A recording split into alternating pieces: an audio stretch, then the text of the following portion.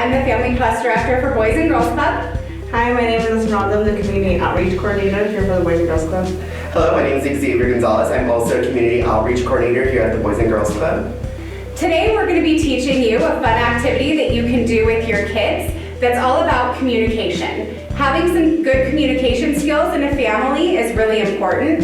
It creates less confusion and better bonding and relationship forming. So this is a really fun activity to do together to practice that skill. There are a couple things you're going to need for this activity. You just need some crayons or markers, something to draw with, and some paper. There are a couple options as to how you can prepare this activity. You can either do it graphically, like I've done, where you print out pictures of various graphic designs. They can be more simple or more complicated depending on the ages of the children that you're playing with. If you don't have the option to print things out, you can just draw these ahead of time. So these pictures I'm going to be working on with my friends Xavier and Esmeralda. They're not allowed to see these pictures, but I'm going to explain to them as clearly as I can how they're going to draw it to try and duplicate what I have in my hands. So I've given them in advance the colors that they are going to need. I'm going to do Xavier's first because it's a little more simple. So Xavier, yours starts with a large green square. It's going to take up most of your paper.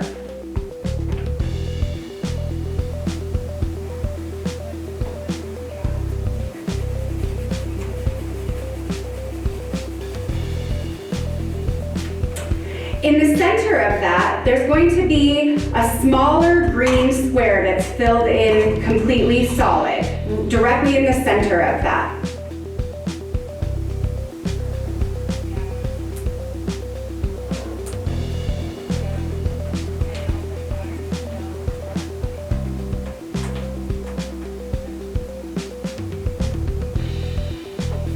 In the upper left-hand corner, there's going to be an orange square that touches the exact corner that you've already drawn, but it's a little bit bigger than the green square in the center, and it'll be completely filled in solid.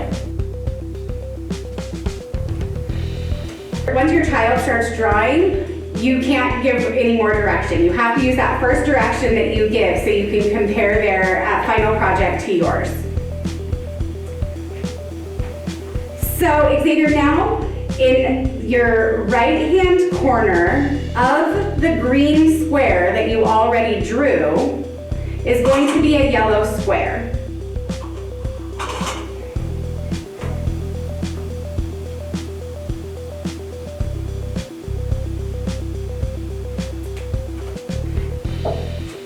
In the lower left-hand corner inside of the green square, it's going to be touching the two walls of the inside of the green square. There's going to be a red square on the lower left-hand corner.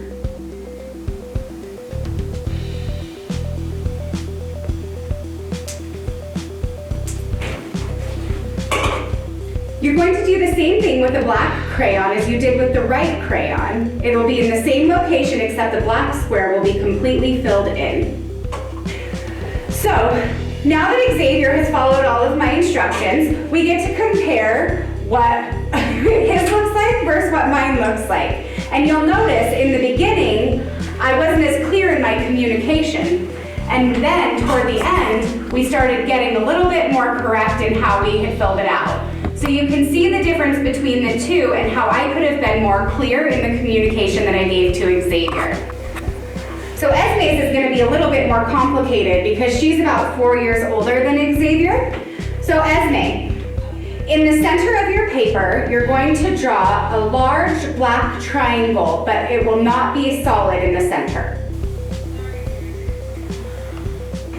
In the very center of your triangle, you're going to draw a plus sign made in the color red, but it's going to be a very thick plus sign.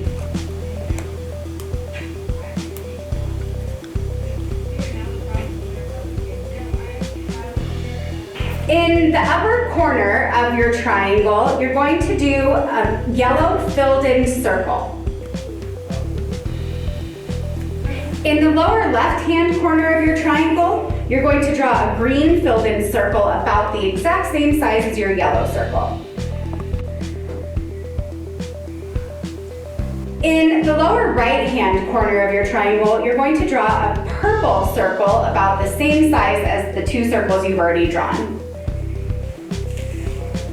In the center of the bottom of your triangle, you're going to draw a thick blue arrow that is pointing left.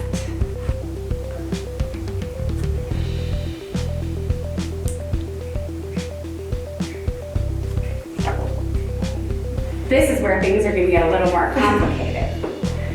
To the lower right-hand side of your yellow circle, you're going to draw a small green circle. Just above the green circle, slightly to the right, you're going to draw a purple circle. It's going to be fairly close to your green circle. Directly to the left of your larger purple circle, you're going to draw a small yellow circle. And that's it. Let's compare our pictures.